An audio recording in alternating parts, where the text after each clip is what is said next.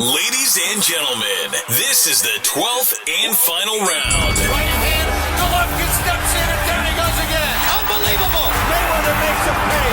What a rookie mistake. A sensational left hook by De La Hoya. It's fact. I'm the best. You know what I mean? Sometimes I don't want to believe it myself, but it's the truth. I'm the best. I'm going to show you how great I am. From Southern California, this is the Last Round Podcast. Welcome back to episode 178 of the Last Round Podcast. Thank you again for joining us. Jumping straight into it for this week. Fight reviews this past Friday, the 20th of May, from the White Sands Event Center in Plant City, Florida, on ProBox TV, that new app that I think just came out maybe within the last couple months or maybe in the last month or so. I've been seeing some stuff online about it. ProBox TV. Jean Pascal gets the 12-round unanimous decision win over Fanlong Meng, who takes the first professional loss of his career. Meng was down in round 9 in this unanimous decision loss to Pascal. I guess, do we count this win for Pascal? Is this legitimate, or is this just trying to maybe get some ring rust off and get another payday and see what happens? Or what's our conclusion here? I thought he looked good. I do like Pascal as a fighter. I always thought he's in, pretty entertaining fights and stuff like that. So be interesting to see, where he goes from here. He had the drugs ban has now come back. But before the drugs ban, whether it was, the drugs that he was using, I'm sure they were, helping him. He was looking good. He's always in entertaining fights. He's still a big name. I'm sure there's plenty of fights, out there for him still.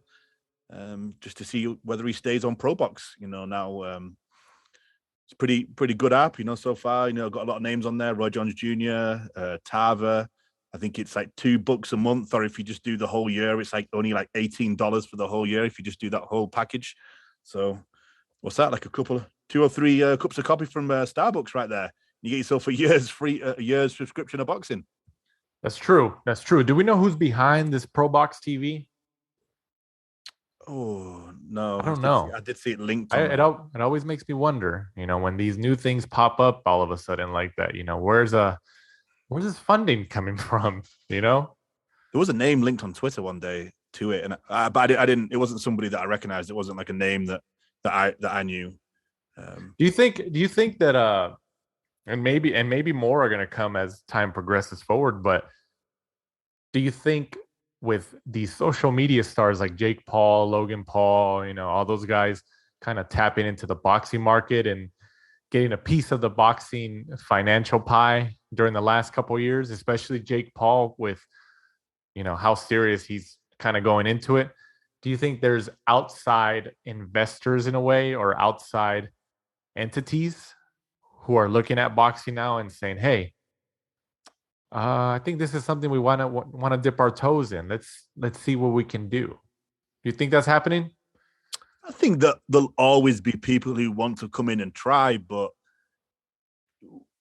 in the years that me and you have been watching, people try, they come in, they make a little bit of a splash, but it's a dog eat dog world. I think we'll always be we'll just have the main guys, the Matchroom, the Top Ranks, the PBC, Triller may stay around a bit, but from what we hear, I think they're losing a ton of money. DAZN, I think they've got the bottomless pockets from the other countries that they've already dominated. They're kind of look like they're kind of like backfilling the amount of money that they're losing in the UK and America at the minute. But yeah, I'm sure we'll see it. How we had, Frank Warren started the TV channel for a period of time, and then that's kind of like died, and well, I'm sure we'll have people come and go and stuff like that, and then we'll have people coming in and laundering money like we always see. So oh yeah, I definitely expect that in the world of boxing, as in the years, months and years and days ahead. Boxing just has that reputation, doesn't it? But we're still here watching, talking about it, analyzing it, breaking news and all that stuff. We're still here talking about it every week here on the Last Round. But yeah, that Pro Box TV. I'd be interested to know who's behind it. If anybody from Pro Box TV is listening to us, you're more than welcome to come on as a representative, talk about it. We can ask you some questions. Maybe our listeners want to know more about it. See what's up. I'd be interested to talk to somebody from that side of I guess the broadcast. That's what we should. We should try to get somebody. I mean, I know we've gotten commentators and stuff like that, but maybe somebody from behind the scenes in a way, from a broadcaster, like a DAZN, a Showtime, like a Joe Markowski. Yeah, in a way. But even him, I think he's too visible. I'm talking about somebody who maybe the hardcore boxing fan base might know, but they're not in front of the cameras, but they do everything behind the scenes. So they know the sport, they know the TV platform, they know the ins and outs of the whole system like that. I think it'd be interesting to see. Like I said, if anybody from Pro Box TV is listening to us right now, reach out to us, or we'll look into it and see if maybe we can get a representative from them to talk to. Let our listeners know what you guys are about. Moving on. Also, this past Saturday, the 21st of May, from the O2 Arena in London, England, on DAZN, Joshua Buatsi gets the 12-round unanimous decision win over Craig Richards. This was a pretty exciting matchup back and forth. I know I picked Richards last week. Obviously, he came up on the short end of the stick here, but hey, I'm proud of his attempt to try to win. But I think this was good for both of them, but more for Buatsi just because he has, I guess, that larger type of hype in a way behind him. And I think he needed a fight like this in a way. And I think Richards, gave him something to think about. Would you want to see a rematch? What do you think? It was an interesting fight because Buatsi had moments where he looked really good, but then he had other moments where I was like, he took parts of rounds off. Like towards the end of the fight, I don't know whether he was just conserving energy. There was rounds where, he'd be teeing off on Richards and then he would just cover up. And I'm like, what is he doing? And he would just cover up and let like Richards. And I'm thinking, I didn't know whether he was running out of steam or, he could feel that he needed to conserve some energy because he thought, okay, this is going to go 12. I don't want to empty the tank now. It was very odd at certain parts. And Richards, unfortunately, did the same thing. I think, a lot of people know that Richards does start slowly. That term, he downloads data or whatever. And he did the same thing. And Buatsi knew it, and everyone seems to know it. All the English, fans of Craig Richards and that division know that he starts slowly. And Buatsi just jumped on that and just kind of like got himself into a good lead. And then Richards kind of, woke up a little bit and started coming back into the fight. But yeah, I think there's still a lot of questions about Buatsi. Good win. Good to see him fight at the British level. We've been campaigning for... Questions like what? What do you mean? Just, is he at that level? Really? Like, is he a world... there's still questions. I just think if he gets in with Bivol, I think he'd get beaten. Just at that level, really, there's still a lot of questions, like where, I think he got like a bronze medal, at the Olympics, and everyone was like, okay, Buatsi's the guy. He's going to be the guy at that weight division. And, he's been kind of quiet and hasn't really done a lot. And even now, I still think there's a lot of questions to be answered.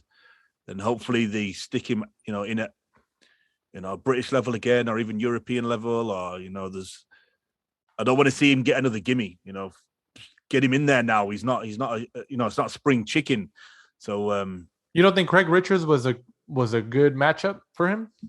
No, it was, because it kind of tested him, because Craig Richards was a name, not a huge name, but he was a name, the British fans knew.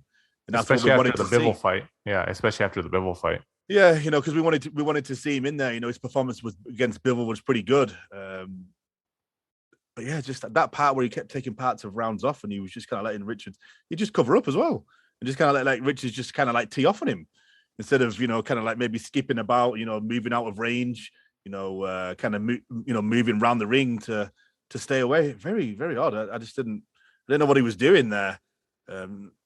But, you know, still a good fight. I thought it was a good fight, and I thought the scorecards were close, which they should have been. That Tony Bellew's card was atrocious. I don't know what he was watching. I was going to ask you about that. Yeah, I think he gave every single round to Buatsi. Do you think that some?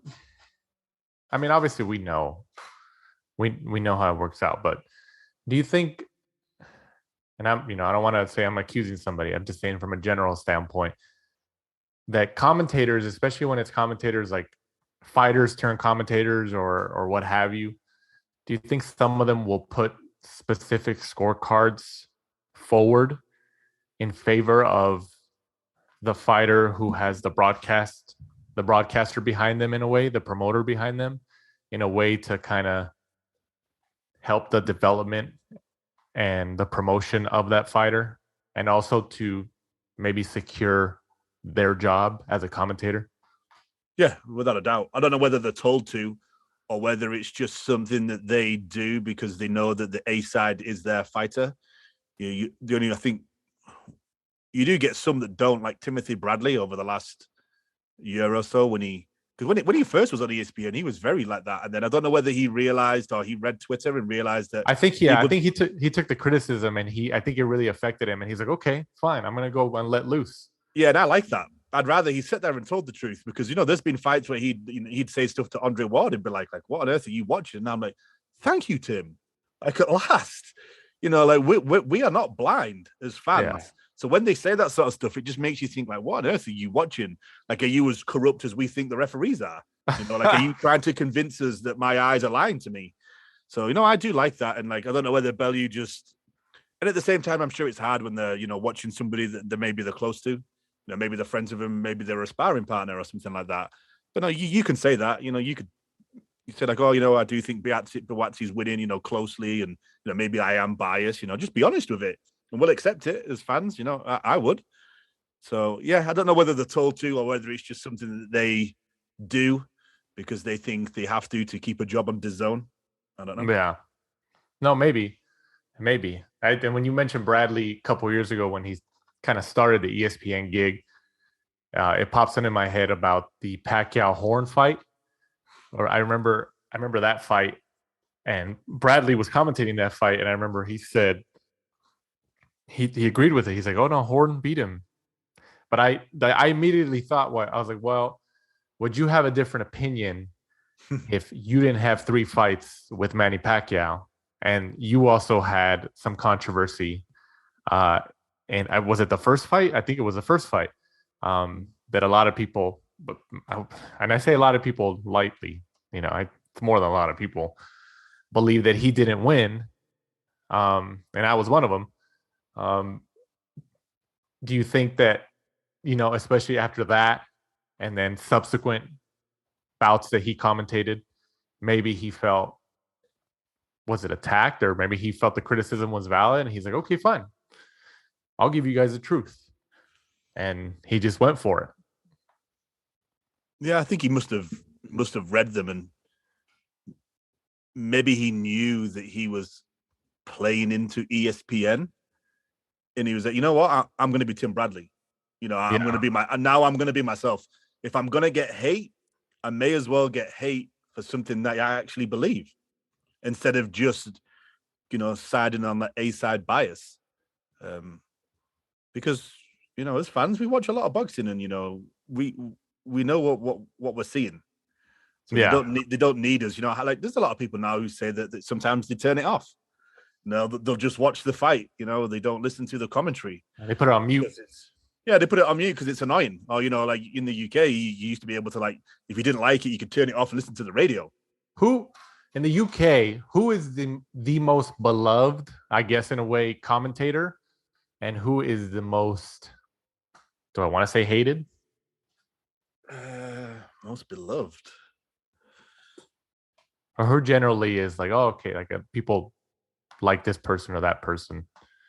Well, I know that DAZN, obviously, when they had, Costello, they stole him from the radio, and he'd been a very good boxing commentated on the Olympics, and a lot of people had always wanted him to do TV, but he'd always turned it down. And eventually, it was a big thing when he joined DAZN, and he just has a very good voice for it as well. just very like a soothing, relaxing voice. I still think he's good at hated. I don't know. Trying to think who comes out with some of the outrageous things that they say. Tony Bellew at times can come out with some outrageous things. Carl Froch, but I sometimes think that he's just playing the character. He's just playing into that. I think he knows that, sometimes if you say outlandish things that. How many, how many of the criticism, especially here in the United States with the American broadcasters, the Zone, Showtime, and stuff like that, when they broadcast over here in the United States, like how many of these critics who come out when they criticize the commentators, how many of them are just doing it because they have promotional allegiances to certain sides, certain sides of the street? Like how many? Like sometimes I see it, I'm just like, are you just coming out just to hate just because you can, or is it justified here? Because sometimes I see, I'm just like, I don't know, but it's kind of like a promotion. I think it's so interesting to see that there's even fans out there who are fans of their promotion. They have promotional allegiances. They do. Like, you attack one fighter from one promotion, and then they attack your fighter from this promotion or that promotion or this promotion, or they go out of their way to, dig up stuff and stuff like that. It's so crazy. It's just like, we should all just be a fan of everybody. If you want to criticize one promotion, then criticize them. The reason why we're criticizing, and I give a shout out to Sal, Mr. Boxing Guru on Twitter. I think he tweeted this, saying that, if people, not just people, but media, like us, if we're spending our time criticizing you or offering you valid criticism, especially as a promotional company or even a fighter, it means that we care enough that we want to see you get better and succeed. That's why we're offering that criticism. Don't take it as hate, at least from us. We want to see you get better. That's why we're kind of pointing out, do we want to say the holes, the gray areas? But it's like, we're not fans of one promotion or the other here. We have good favorite fighters and fighters that we think are going to be good and think are going to be great and stuff like that at all different promotions. PBC, Golden Boy, Top Rank, Matchroom, all over the world, even Showtime with all these broadcast partners, the Zone, stuff at ESPN. Doesn't matter to us. We just want to see everybody fight. And that's the unfortunate thing about it. But, it is what it is. It is what it is. But it's very intriguing to see, fan bases kind of align themselves with one promotion or the other and then attack each other. And it's just like, what are you guys doing? Like, what's going on here? Can we just all get along? But going back to Buatsi, ideally, you as a hypothetical matchmaker for him, who's next? Who would you put him in there with? You said somebody at British level or European level, which indicates to me that you don't think he's ready for that world level yet. He could be, he could rise to the occasion when he gets in there. But, I think at the minute that division is kind of tied up. You got your Bivol, Benavidez, Gilberto Ramirez, Joe Smith. Originally, obviously, he was going to be in there with Maxim Vlasov, if we remember. And then obviously the injury happened and that fight was called off. So that would be a good fight. He gave Joe Smith a pretty close matchup, and some people thought that Vlasov actually won that. Anthony Yard, but that's Eddie Hearn, Frank Warren, so we probably won't see that. But then you've also, Callum Smith's in there. Callum Smith's ranked very highly as well. I don't see either of those guys getting a shot, soon. So, instead of just sitting around and waiting, fight each other. Yeah. Or forget it. Let's bring a rematch with Craig Richards. If he can't find anybody else, at least give us a rematch. Hopefully it's better than the first one. It is what it is. Moving on, also this past weekend from the Gila River Arena in Glendale, Arizona. There's a Glendale, California, but this is Glendale, Arizona. On Showtime, David Benavidez remains undefeated at 26-0 with a third-round TKO of David-Lemieux. This was for the WBC interim super middleweight title. Lemieux was down in round 2 just before getting stopped in round 3 as the referee jumped in to stop the contest. I guess, WBC interim, I guess it should have been for that belt. I don't know. I guess this is the WBC's way to try to force Benavidez Canelo fight, see if Canelo fights Benavidez and stuff like that. Look, I like Benavidez. I think he's a great fighter. He's got a lot of talent, and he's young, and he's only getting better. But I need to see these guys fight each other over there on that side of the street, as they say. He needs to fight Caleb Plant. Fight Caleb Plant. Fight Jermell Charlo, or is it Jamal Charlo? Fight them. Fight them. Just like Canelo Alvarez said, they all fight each other, and I'll fight the winner, which most likely would be David Benavidez. I think everybody knew from the beginning that Lemieux wasn't the same as he was before. Benavidez was the big favorite, but you could tell that Lemieux, he was still trying to swing for the fences. If you watched the first couple rounds, even though he got stopped, Lemieux was still trying to find that power that he had and swing for the fences. And you can tell he was still kind of bothered when the referee jumped in and stopped the fight. Like he could have continued, which I believe maybe he could have continued. But he was eventually going to get stopped, so it doesn't really matter. But for Benavidez, do we know what he said in the post-fight interview? Because I don't think I heard. Do we know? No, but I know that online everyone keeps talking about the Plant fight. They have beef from before, so why not do it? Those divisions are tied up. It's a big fight. It probably make big money. There's a story behind it. And a lot of the time, some of the biggest fights are those ones that have that real beef, because as fans, you can feel it. You go to the press conference, you can feel it. You can see the spite when they talk to each other. It's perfect for like a Showtime all access video. They can dig that up. They can play on that. That's something that's going to increase the pay-per-view buys. For example, you think that would be a pay-per-view fight? I don't think it should be if it's going to be. I don't think that's a pay-per-view fight. Plant Benavidez? No. You think so? You think so? It's PBC. What did we see? What did we see around Christmas? What was that pay-per-view that was like $20? Do you think their fight purse guarantee is high enough that PBC needs to put it on pay-per-view? I think that Plant won't want to drop that much down. He's going to have to, but after you've been on that Canelo money, do you think he's going to want to come back down for 6 figures, like 500 grand, 700? Well, come back down. What?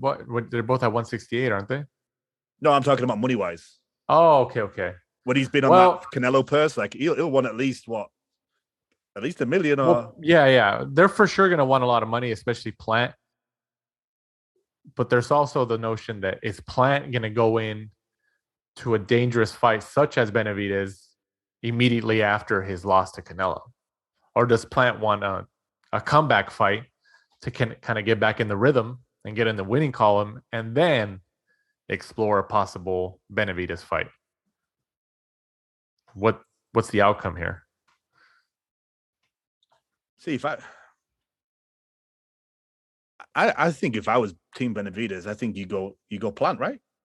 I would. Well, I mean, we'll touch on it later, but Canelo's obviously busy in September. Yeah, I mean, he's got the Triple G fight, and then the rumor is, what he's kind of said, it's going to be Triple G, and then back to Bivol. Yeah. So Benavidez, where else are you going to go? I don't think you're going to. The biggest fight and probably the biggest paycheck is the Plant fight, and I don't know whether Benavidez are all talk. For how long have they been calling him out on social media? Just Caleb Plant just not won it. Do you think it has anything to do too with like Showtime? I mean, now for the rest of the year, at least Canelo's busy with DAZN and Matchroom, but Showtime and PBC are kind of using Benavidez, Charlo, and I guess even Spence as like negotiation pieces for the Canelo sweepstakes, because obviously they did. There was a report that Charlo was offered, Benavidez was offered, and even Spence at a catch weight of like 165 or something like that. So if they have them fight each other, Benavidez, Plant, Benavidez, Charlo, Plant, Charlo, that devalues their negotiation power in a potential Canelo sweepstakes next year, right? Yeah. So I think they're looking at it like that from a negotiation standpoint. But see, Benavidez strikes me as like that Canelo mentality. He really does. Charlo actually does too. He's just stuck between a rock and a hard place. He's kind of got that Bivol treatment. But Benavidez strikes me as like he wants to fight the best. He wants to do it for like legacy and stuff like that. He's just had some unfortunate incidents that have stripped his title away without ever actually suffering a loss. But he's that type of guy where, in relation to Canelo, where he's like, yeah, I want to fight the best, and I'll show you that I'm the best. But maybe the powers that be behind the scenes aren't letting that happen, or just, for one reason or another, aren't making that happen. But obviously, as Benavidez gets more power in his career, if he keeps growing his star and keeps getting more and more wins, especially in knockout fashion, then his negotiation power increases like any other fighter in that same position. But I think it only makes sense. I vote the Plant fight. I mean, now that Canelo's busy for the rest of the year, I'm sure Showtime and PBC are thinking about that. Like, oh, okay, well, how about Plant? Let's throw Plant in there. Let's throw Charlo in there. Or Charlo Benavidez? Anybody? Like, come on, give us something here. Give us something here. Like, imagine what a flex it would be. Imagine what a flex it would be if Benavidez went up to 175 and fought Bivol. Do you think, let me ask you this. If Dimitri Bivol says he's open to fight Benavidez, if Benavidez wants to at 175, which I'm sure he would, Bivol just doesn't care. He'll fight anybody. Does Bivol come in as the A side from a financial standpoint? Or is it Benavidez?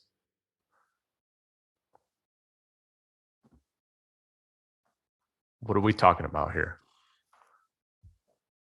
I think Bivol. That's a hard one, huh? I think Bivol maybe just because of he's had that exposure from the Canelo fight, but does that really generate ticket money? That's the only problem. He's more of a household name, but then when Benavidez has fought in Arizona before, the rumor was he didn't really sell out there, and that's technically his home, isn't it? But but the problem is I think Benavidez sells in California. I have guys at work that ask me about Benavidez. That's exactly what I was going to say too. There's a lot of people who are casual boxing fans that I know who have asked me about Benavidez. Like, how come Canelo, because his name gets associated with Canelo, like, how come Canelo doesn't fight that guy Benavidez? And it's a lot of the time I'm surprised. I'm just like, I'm surprised you guys know who that is. It's that style, though, isn't he? He's got that very slow, stalking style. Like, he's just so big and just flat-footed, just walks you down and just pulverizes you. And that's what people want to see. So, like, he is one of the people, like, outside of the bigger names at my work, or people will stop me and be like, hey, what do you think of that Benavidez? Like, he's a monster, isn't he?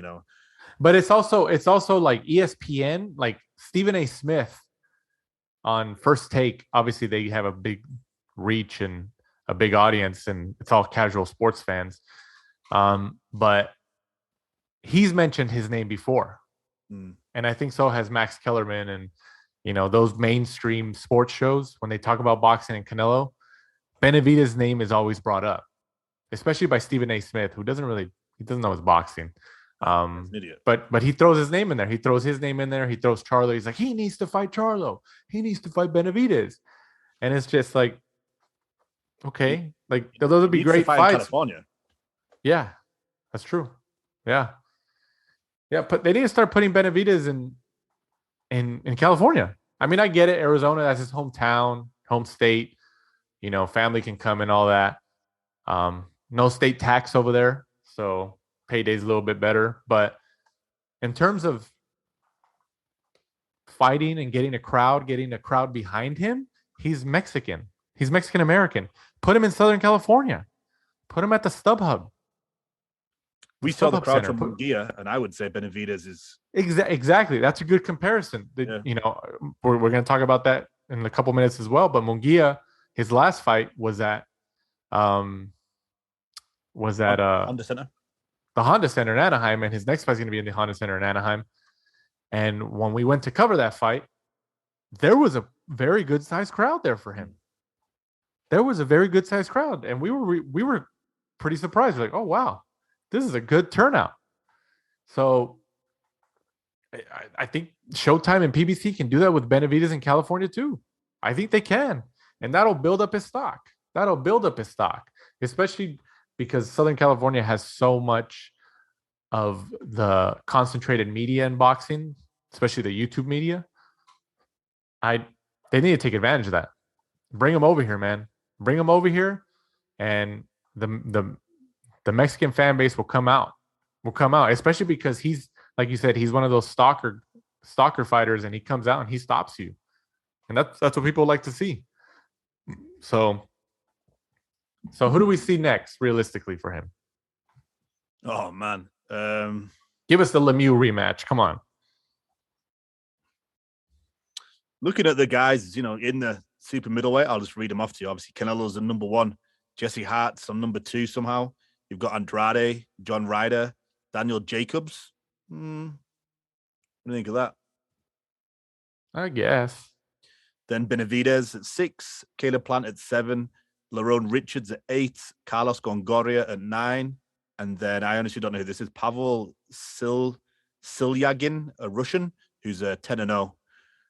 Those are the top 10. I don't know. The people below that, the only names that really stand out, you're looking at Balanga, Zach Parker, Anthony Durrell.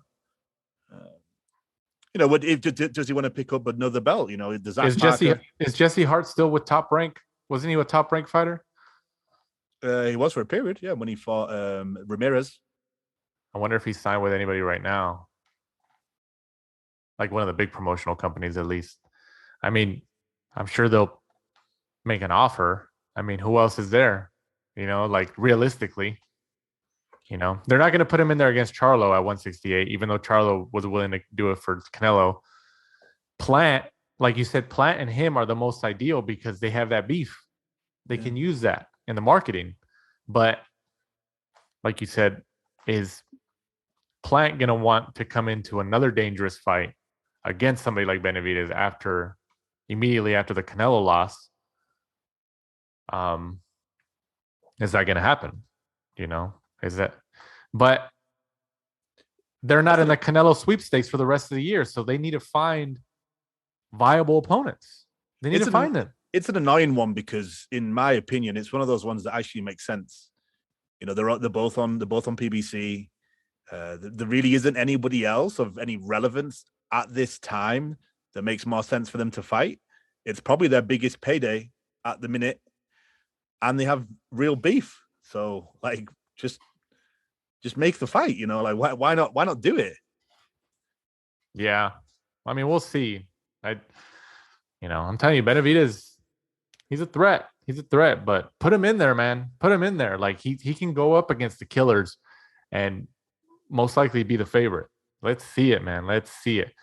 Also on the card, your favorite in mind, Victor Vicious Ortiz returns after I don't know how long of a layoff with the 10-round unanimous decision win over Todd Manuel. Ortiz was actually down in round 10 of the fight, even though he did get the W here. What do you think? Should we take Ortiz seriously here, or what's going on? No, he's not going to challenge for anything, is he? He's not going to be up there and looking to win anything, any titles or anything like that at 147 or 154. I'm sure he'll come back. He'll probably fight some of the elder statesmen. And this guy Todd Manuel's 20-20 now. 20 wins, 20 losses, 1 draw. That's wild. Last time we saw him was August 2021, where he lost to Robert Guerrero. And I expect him to, just kind of have a few fights like that. Some of the older people in and around 147 and 154. I don't think he's going to make a run for anything. If he knocks a few wins together, he may get a chance at somebody, but it'll just be for name recognition only. He'll probably get a shot at like Conor Benn or something now because he's got a name. What? Maybe. You never know. You never know. Also, this past weekend from the Resorts World in Las Vegas, Nevada on ESPN Plus, Zhanibek gets the second round KO over Dignum. This was for the WBO interim middleweight title. Dignum, I believe, takes the first loss of his professional career. What'd you think about Zhanibek's win? Just one-sided, wasn't it? He was just far too good for him, and you could see early on that it was going to be over, really, really quick. But fair play to Danny Dignum, flying over from the UK, and if you're a UK fighter, it's bucket list for them to come over to Vegas, see your name up in lights, and main event a fight in Vegas, and he's managed to do that, and he had a shot at the WBO interim. Just unfortunately came up against someone who's really, really, really good in Zhanibek, and I'm sure he'll pick up the full title, eventually, and probably go on to be a pretty good force, at the middleweight division. Yeah, we will see.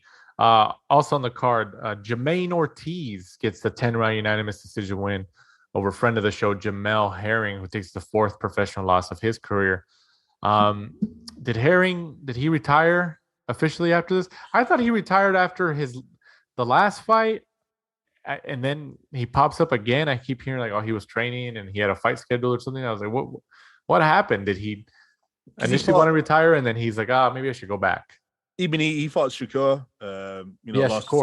Lost convincingly to Shakur Stevenson, and then he went away and decided to move up a weight. Came back against Ortiz, and I think that was the last time he went to the well. Unfortunately, there wasn't much left in it. Maybe it's like a contract thing. Like Top Rank was like, "Hey, we still have 1 fight on you." I think it's one of those things where you just wonder. You're like, what is there much left? Like, when that bell goes, is there is the old Jamel Herring still there? And I think the same as like when it happened to Ricky Hatton when he came back. Maybe sometimes you need to get into the ring and to see, it's gone. Now's the time. Yeah. That's what happened to Jamel. And honestly, I thought, and I think you probably agree with this, and I think most people agree with this. I honestly think that Jamel Herring absolutely squeezed every ounce of what he had out of his career. Oh, yeah. Because I honestly do think, he really did, facing like Carl Frampton, going in and on, when he was on the podcast, going in against people for Top Rank where he was the B-side. They didn't necessarily. And he admits it too. He admits it that he was a B-side and he spoiled their plans. Yep. And look what he did. He had those days where he had, like the military. You talk about a story. You talk about a story. Like, I bet you think there's going to be like a book written about like his life. Because I mean, like even in his personal life, he went through a lot of stuff. Well, there isn't there. He did do one recently, and to be honest with you, he should have waited a little bit. Did it now. I would have waited. Yeah. Yeah, he should have done it now because there is one out. But yeah, I mean, fair play to him. He really did. I honestly don't think he could look back on his career and have any regrets. Where there's going to be people like Broner and those guys who look at it and think, you know what, like if I didn't, party as much and drink as much and do that, like he was a world champion. He was a world champion, legitimate. Exactly, and how many people can say that? Yeah, very select few. He was a legitimate world champion, like he was. And I mean, I don't think he's going to be lost for work. He talks really, really well. I'm sure ESPN, will offer him. He'll be on some sort of gig with them, doing commentary. I think they'll test him out, see how it goes. Yeah, I think so. He speaks really well. He's very eloquent. He's very good. Super nice guy, and congratulations to him. Yeah, definitely did very, very well in his career, and I'm sure he will now going into retirement. Yep. Running off the card, Adam Blue Nose Lopez gets the 16th win of his career with the 8-round unanimous decision win over William Encarnacion. Lopez still there. I think his most significant matchup, even though it was a loss, was against Valdez. He really took it to Valdez a couple of years ago. It was a good fight. I think didn't he come on our show just before that fight, or was it after that fight? Which one? The Valdez fight. He came on after. It was after, right? Yeah. So, I think Blue Nose Lopez is still, doing his thing because he trains with Buddy McGirt, right? Yeah, he's still training with Buddy. This was a good win for him. William Encarnacion is one of those guys that's not like a huge name, but he's skilled. You've seen him before, like on a few top rank cards, where you could see. I was going into this, I was kind of like, this is going to be a tricky fight for Adam. But I thought he did really well, and still some good fights in there for him. Like he kind of was like on a bit of a ride, and then he beat Louis Correa, Jason Sanchez, and then that fight against Isaac Dogbe. I honestly thought Adam won that. He lost the majority, and I do wonder if that's just because Isaac Dogbe was a bigger name, ex-world champion. Does that kind of go into the minds of the judges, and he gets like a little like. Those 50-50 rounds to decide with somebody like Isaac Dogbe. But yeah, definitely a good win, and onto bigger and better things. He's still only 26. Yeah, he's still got a lot of time, and he's one of those guys just like, okay, if you get matched up with him, it's not going to be easy. So no, and he's already 26 years old, 19 fights. He's signed with a big company like Top Rank. Hey man, he could be like Jorge Linares, taking losses early on in his career, and then the latter part of his career, I guess, if you want to call it, is where he kind of hits his stride. You never know. Get him in there with Joey Gonzalez. That'd be fun. That'd be a fun fight. Don't be surprised if Top Rank hasn't explored that already. Don't be surprised. I wouldn't be surprised about that. Joette's coming off a win. I mean, I'm sure they were hoping. Actually, I'm sorry. Yeah, Joette's coming off a win. Lopez, I guess, even though this is an 8-rounder, now he's coming off a win. Don't be surprised if we see that before the end of the year. Lopez versus Joette. I could see it. Moving on, fight previews. This upcoming Saturday, the 28th of May, from the Barclays Center in Brooklyn, New York, on Showtime pay-per-view. Gervonta the Tank Davis, 26-0, goes up against Rolando Romero. This is for the WBA lightweight title at 135 pounds. Obviously, this was rescheduled from, I believe, last year. Was it last year or early on this year? Rolly Romero was initially the original opponent for Tank Davis's last fight, but then he had some troubles with the law that he got out of, I guess. No charges were ever filed against him. And Davis fought Isaac Cruz, who Isaac Cruz put up a great fight against him and really made a name for himself, because now Isaac Cruz's name is getting mentioned with the big boys at 135 pounds. And hey, look at it. Rolly Romero gets charges get dismissed. He doesn't get charged. I'm surprised. I was really surprised about that. I was really surprised that Showtime and Steven Espinoza went back and they gave him a shot. I thought for sure, I was like, oh, okay, well, he's not going to get a shot anymore. No, they waited for that to clear. And as soon as it cleared, they're like, okay, we're back. And I think even Tank Davis, because there were some tweets that he tweeted out where he was just like, man, they want me to fight this guy. And he was kind of expressing frustration with, his promotional team and all that and all this stuff. So let's see, man. Let's see. The thing is that I think a lot of people are taking Rolly Romero for granted just because, he talks kind of funny and all that stuff, and it's, he has that personality that you just kind of like, oh, who are you? But am I wrong to think that maybe there's an X factor here, because he has trained at the Mayweather gym for years. He lives in Las Vegas, and he's been a part of those, what do you call it? Those those, what do they call them? Those dog fights or something, whatever they call The them. dog pound. The dog pound or whatever it is, where they just fight and fight for like 15 rounds straight or something like that. So he's been around that environment. And he said he's sparred with Davis and he's seen Davis spar, and he's been around that Mayweather environment, that Mayweather boxing gym environment, which I think is good for him in fighting Tank Davis. I still think Tank Davis is the favorite, but I've been thinking about it all week, and I think that not a lot of people are thinking about that. I think they're just looking at Rolly Romero as kind of like an unknown because he doesn't have the star power and the profile of like a Tank Davis or any other of the bigger lightweights with the bigger profiles. But am I wrong there? Is that a horrible analysis? What do you think? No, I actually got really into it the other day. I watched the Showtime All Access, the first episode, and Rolly is super confident, saying that he's seen Gervonta from a young one, like coming through the gym. When you pressurize him, he gets out of the ring. I've seen him quit sparring like so many times, and the more I watched it, the more I was like, you know what? I think Rolly might do this. Just they like gotcha, huh? They gotcha, huh? They do. As soon as you start seeing the build up, like all the logical stuff that's in your brain just disappears. And I was kind of like, you know what happens if Rolly catches him? Well, Rolly's he's a big kid. He's big kid for that division. Yeah, he's heavy-handed. He definitely, like, in terms of boxing technique and boxing IQ, Gervonta Davis has him like. There's the difference. Yeah, and Davis has that killer instinct. Like, he's a killer, man. Like, when he sees blood, he's a killer. He's a killer. It was rare that he didn't get like a knockout or even knocked down against Cruz. That just gives a testament to Cruz on how well prepared and how good he was for that fight. But Cruz's defense in that fight was unbelievable. Yeah, it was ridiculous. He was excellent.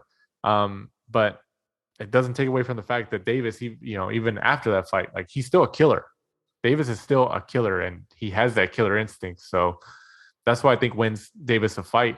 But I think it's more intriguing than people think. Do I think it's like intriguing enough that, like, fight of the year, this and that, or just, excellent matchup, but not necessarily. But like you said, Rolly Romero's mouth markets the fight, helps to market the fight.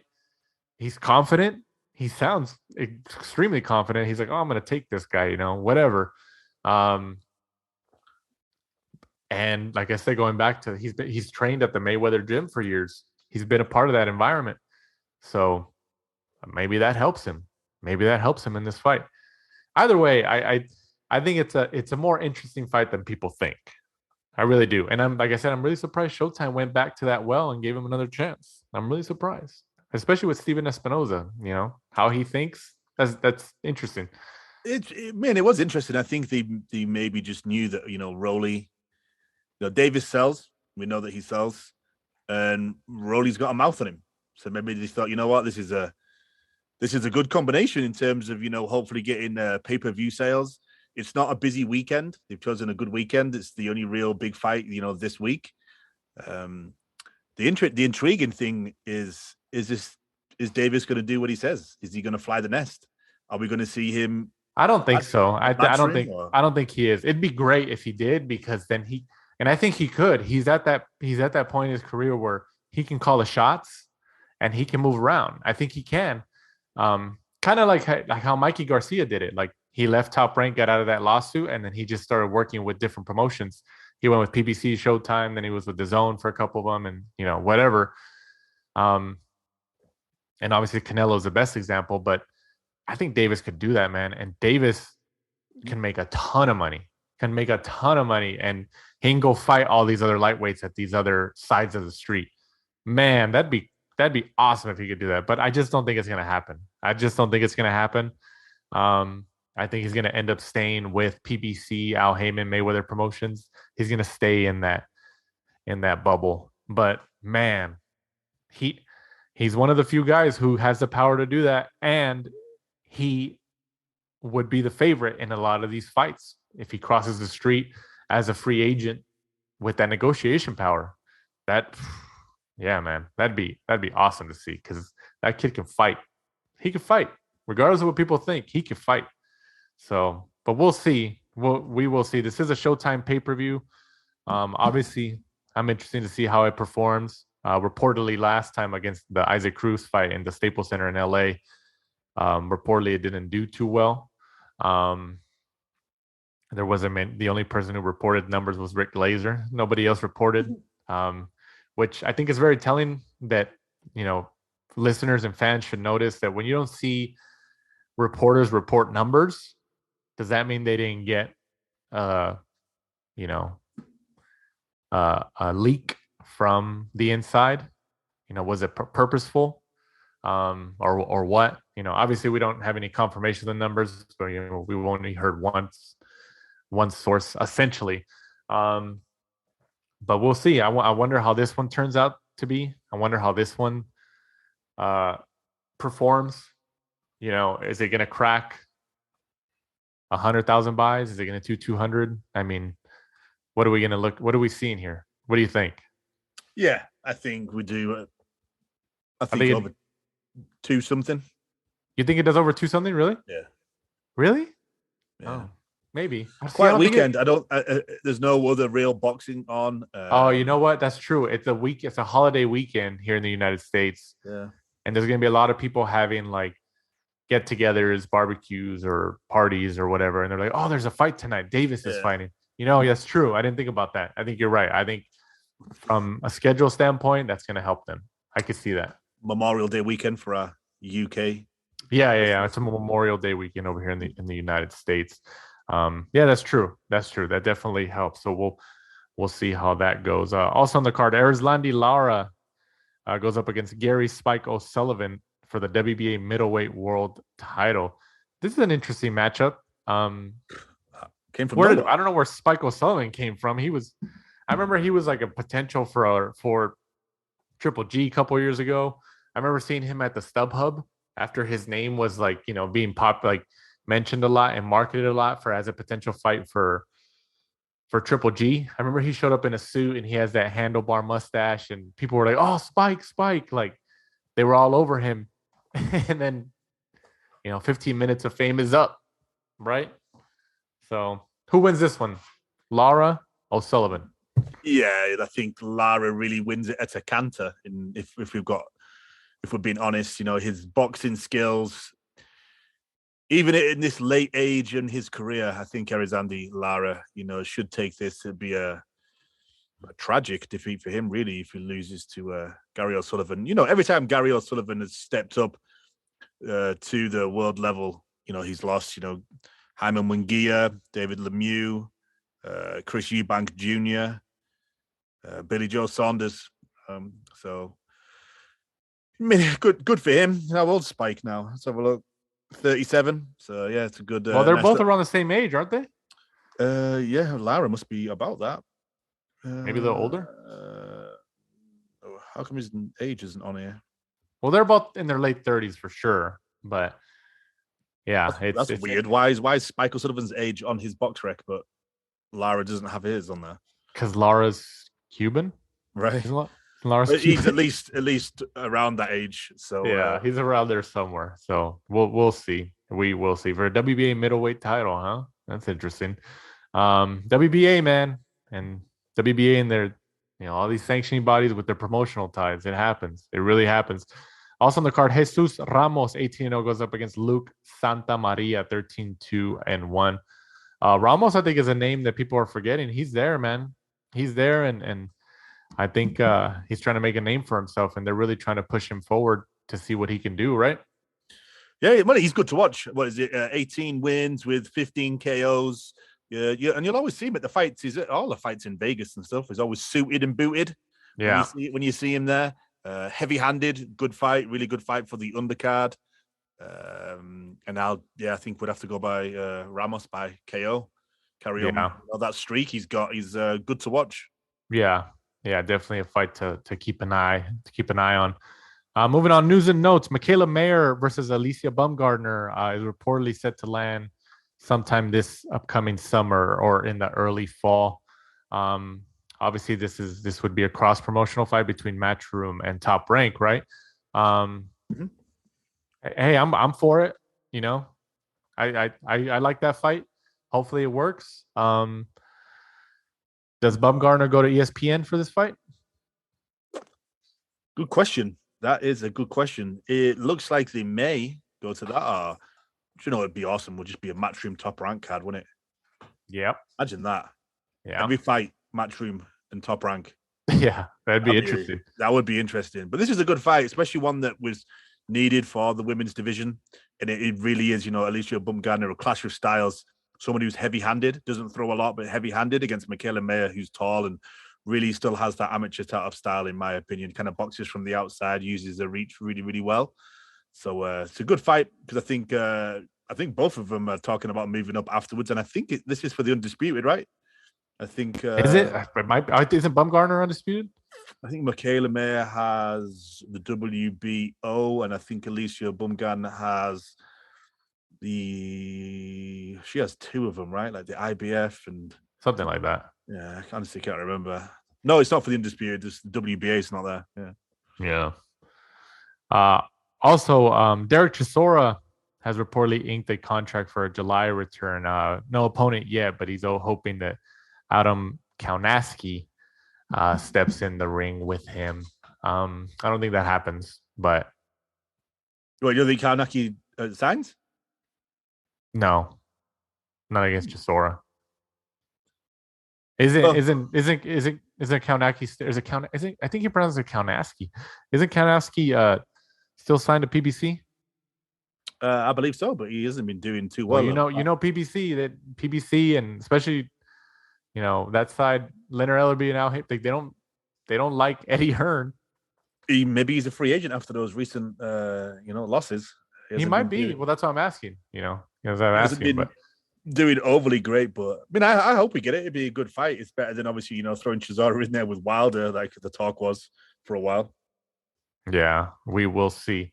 And also, the biggest news of the week so far: Canelo versus Triple G3 is official for this upcoming September 17th on the second version of the Zone pay-per-view. I'm cool with it, man. I'm cool with it.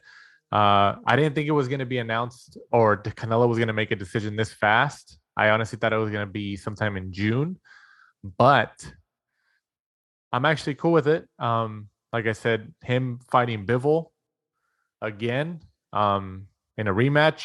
He might, you never know. If he beats Triple G, especially if he knocks out Triple G, he might have that adrenaline and say, all right, I want Bivol again in December at 175 or whatever, or him come down to me at 168 for my undisputed. You never know.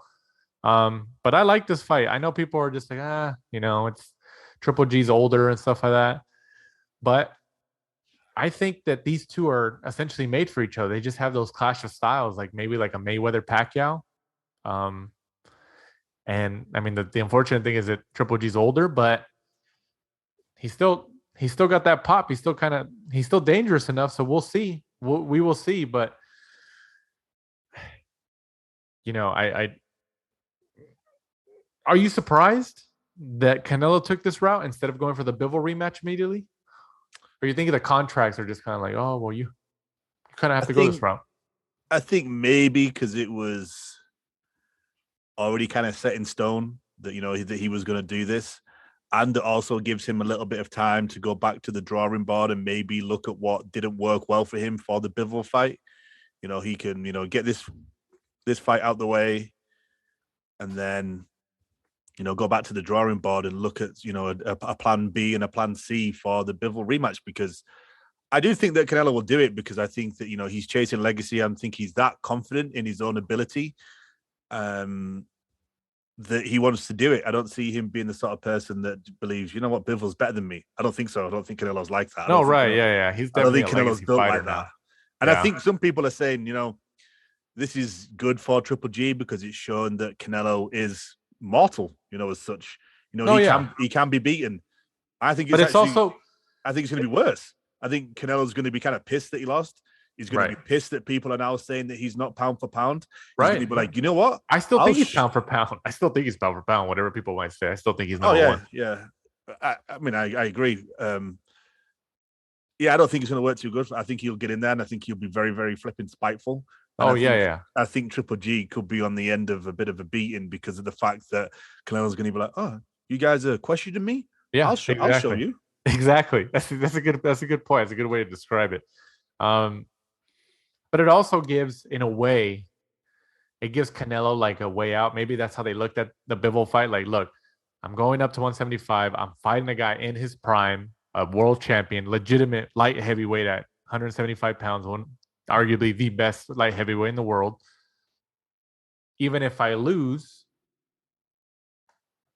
I moved up a weight in a division that's not really my division, and I'm still undisputed at the division below 168, and there's still a fight there for me in Triple G.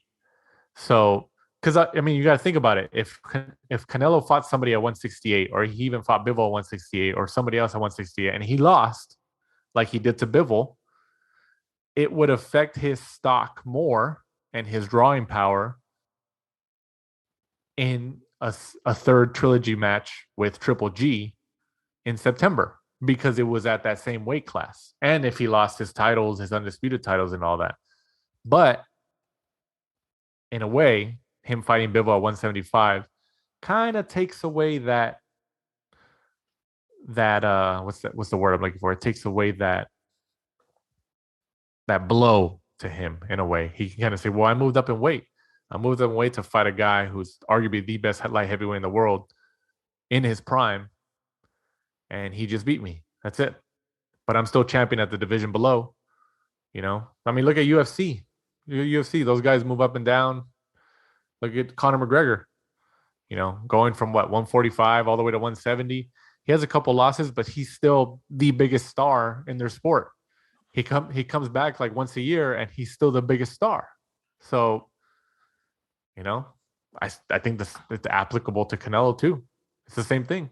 So, yeah, I mean, from a business perspective, I think the Triple G fight is biggest box office he could do.